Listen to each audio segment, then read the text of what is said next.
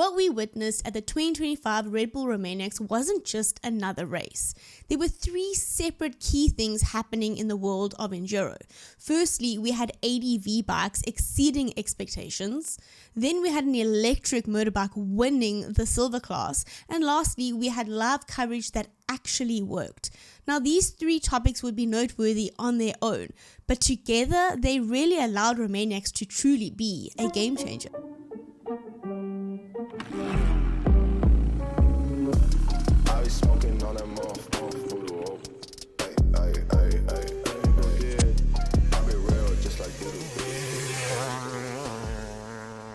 If you're new here, welcome to the Add Gas channel. My name is Taryn, and together with my husband, we cover all things off-road.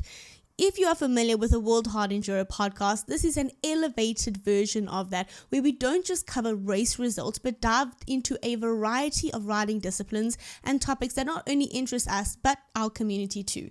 If this is something that you're interested in and into, consider subscribing. Now, let's get into the episode.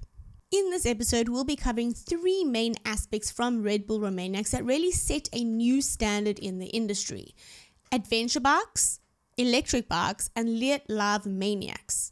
We'll be diving deeper into these three topics through an interview with my co-host Brandon, as well as Martin Fernandez, who is the organizer of Red Bull Romaniacs and the brainchild behind organizing this for almost 2 decades. Let's talk about our first topic, ADV bikes. When Martin first introduced ADVs into Romaniacs in 2018, the industry just wasn't quite ready for it. 7 years later, we see multi-cylinder ADVs tackling the Carpathian Mountains. You have riders like Johnny Walker and Paul Torres battling it out in the Adventure Ultimate class, and a Dakar legend, Sam Sunderland, debuting in the Adventure Light class. Martin, was it your objective to have so much competition in these classes for the ADV guys? We already had in 2018 twin bikes competing, BMW and KTM. And for me, it was always clear that this is a very interesting topic, but it was a bit too much ahead of times. And now the industry is at a point where almost every bike producer has a sportive adventure motorcycle, and more people want to go out to explore a bit more than just a gravel road. And so we said now it's the time to do it. And as we could see with the amount of participants that we could get, that there is quite something cooking out there in the twin cylinder market. Yeah. This year, there were 2 dedicated adventure classes. You had the Adventure Ultimate class, which was aimed at the more advanced and competitive riders. And then you had the Adventure Light class, which is more aimed towards the traditional ADV rider. There was obviously a lot of excitement around both of these classes, which could be seen by the number of entries. But no one really knew what to expect when it actually came to the racing. With that Adventure Ultimate class, Johnny, Paul, all the guys running at the top there, they were holding some incredible pace on those 200 plus kg motorcycles. Was that something that you were intending to happen? Like when you developed the plan, okay, we're going to do adventure classes, ultimate and then light. Did you think that the names of past winners of the gold class, like Johnny Walker, would enter this class on a Triumph on a big bike and absolutely do crazy things on it? No, I was not expecting that we could see such a high pace and riders that can handle their motorcycles that well. Of course, we all know what Bordares is doing on his bike. We know that Chris Birch is very sporty when it comes to huge big bikes. But it has been a lot more riders having a very, very good performance. Already starting at the prologue, where you could see more than 10 bikes jumping the big jumps, going really a high speed through the obstacles. And then when it came to the base on the field, we did not expect that speed at all. We were wrong with our estimations in best arrival times by almost an hour, partly because they were just flying. And I remember on one day I went on the track and I kind of went easy going, and I hear, oh, there's a big bike coming in the back. I go on the side, let him pass. And then I said, oh, just for the fun of it, I'll follow him. I had a hard time on my 300 with good suspension to follow him. So those guys were really going full throttle, and quite incredible to see how stable those big bikes are. So uh, yeah. Speaking about competition, the top riders in these classes didn't just come for the experience. They came to race. They came to push the capabilities and boundaries of these bikes. Martin mentioned earlier that almost 10 manufacturers or brands had entered into these classes, and most noteworthy being Yamaha, KTM, Triumph, and eMoto. These brands didn't just come to enter the race. What we saw was full factory setup and support for those top riders. And it's clear that some brands are really taking this opportunity by the horns. Yeah, whatever kind of business you're looking at, competition is always good and helping the business. And in this case, in the hard enduro, we've been missing this because KTM is just so dominant there. But now in the adventure bikes, we have more than 10 brands producing really proper motorcycles. So there is a great competition out there. And when it comes to accessories, to suspensions, there is a lot of things that you can do to make your bike even a bit faster, a bit stronger, a bit more resistant, and so on. And there will be a lot of development being out there. And I think Red Bull Romaniacs is one of the best, or even the best place to test if it also holds a few days of hardcore racing. So what does the future of ADV racing look like? From our perspective, this year was just the beginning.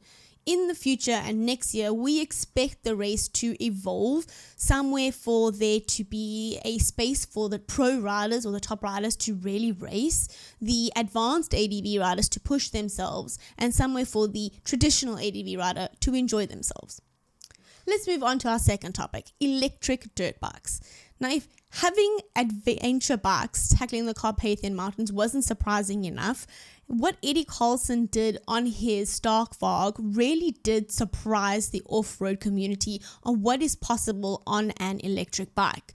That's in 2025, Eddie won the silver class, and that means it's almost 600 kilometers against a combustion bike. Now, don't get me wrong, the competition was close, but it just goes to show that if an event organizer is willing to cater to the unique requirements of an electric bike, they can compete. Yeah, tell us about what your thoughts were about Eddie standing on the top of the box with the Starkvarg on the silver class for your race. Yeah, of course, I was expecting that Eddie is going to be... Of course, I was expecting that Eddie will do very well. He's a very good rider. He actually could go in a professional class as well. On the other hand, I understand for Stark it was also a big project to go into such a long competition like Red Bull Romaniacs, to have that many battery changes. And they've been doing very good. Eddie was doing very well, and I think it's a good sign that it is possible. But on the other hand, everybody knows that was a huge investment, and in order to have everybody doing a race like Eddie did, it would need either huge budgets or it needs big budgets, because you need to change so many batteries. So budget and batteries. Yeah, for sure. I completely get that. How many times did Eddie actually have to change his battery on one given day? If you want to play it safe and change early enough, and you cannot change everywhere, because we had to make sure the changing places are at public road crossings, so there's access for the service crews. They have been changing up to 7 times. Wow. So this is impossible for a non-factory rider.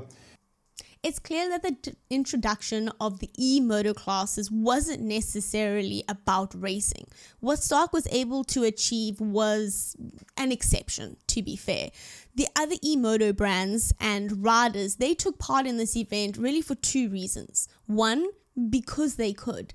No other event has really welcomed this class like Romaniacs did, and so they took the opportunity that they could. And 2, to test their bikes and see what these brands and what these eMotos could do in such challenging conditions. For the amateur riders, we have the electric class, which is on the shorter circuit, which gives you a shorter race distance than the fuel motorcycles are doing at Red Bull Romaniacs. But still, you get the feeling of Red Bull Romaniacs. You have about half of the race distance. You have half a day before charging. Then you have time enough to either charge your battery or to exchange it and then continue racing. So I think this is a very good system to have electro motorcycles improving, working on, and it's not only the battery. It's also, if you save on the weight, then the bikes are not that strong. You cannot ride that fast. So there's a lot of things that still need to develop, and we are glad that we can be a part of this development and support it. And I'm curious how things will look like in 10 years. Romaniacs opened doors to the electric market that were previously closed. It sent a message that no matter what you ride, you belong and you are welcome. There is definitely a long way to go before we see the industry really involving eMotos, but we believe that there's definitely much more to come. Honestly, this kind of lies in the hands of the industry and whether or not race organizers are going to embrace innovation or stick to the status quo.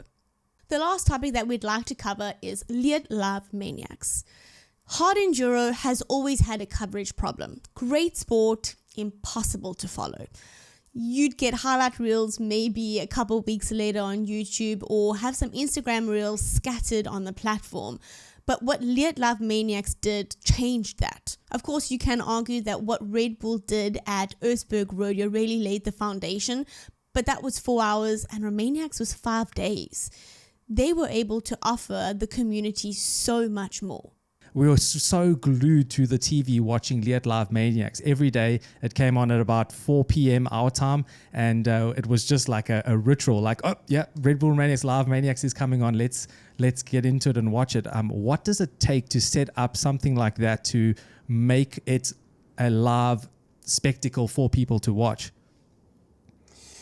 Yeah, when it comes to live production at hard enduro competitions, you always face a problem that you are low on budget.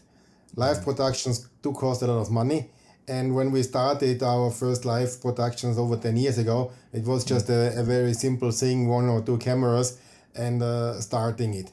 And we are growing every year. Thanks to getting Liat into the production as a main sponsor did help us a lot. So we could improve the quality of the transmission. And from last year to this year, we could make a big step because we are not only featuring the Live Maniacs area, we're also going to the start. We're also going into 1 or 2 signature sections. We will then at the Live Maniacs looping section where you can see live what's happening on the track.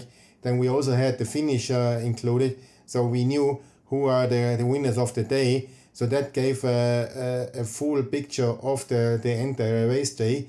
So I'm very satisfied with the outcome, and we will hopefully find a few more partners and can grow it and put it on an even higher professional level.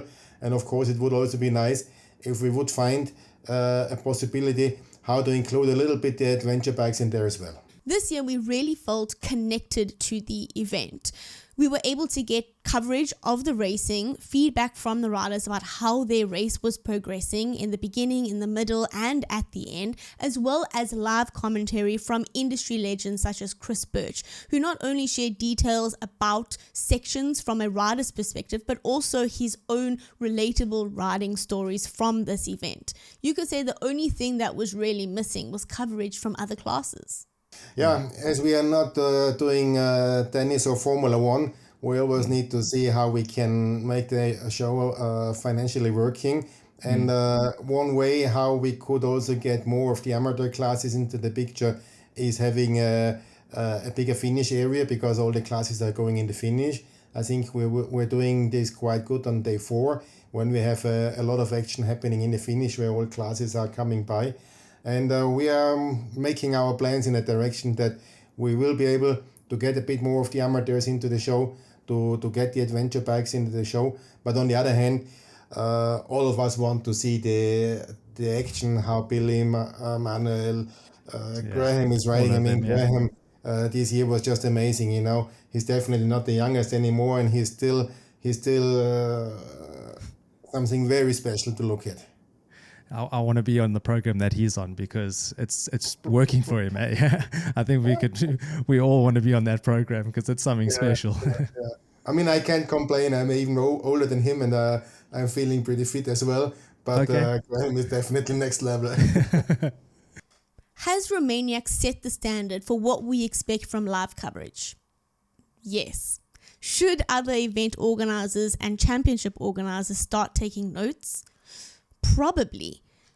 Look, we understand that the undertaking and what is expected to carry out such a coverage like Lead Live Maniacs is no small order.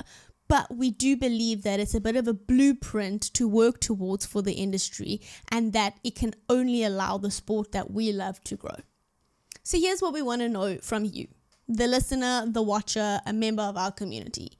What stood out to you from the 2025 Red Bull Romaniacs, and what was your favorite part and something that you really think should be continued and maybe evolve even further into the future? From the World Hard Enduro side of things, I'm sure you can remember not to forget to add gas, and we'll definitely catch you in the next episode. Thank you so much for joining us.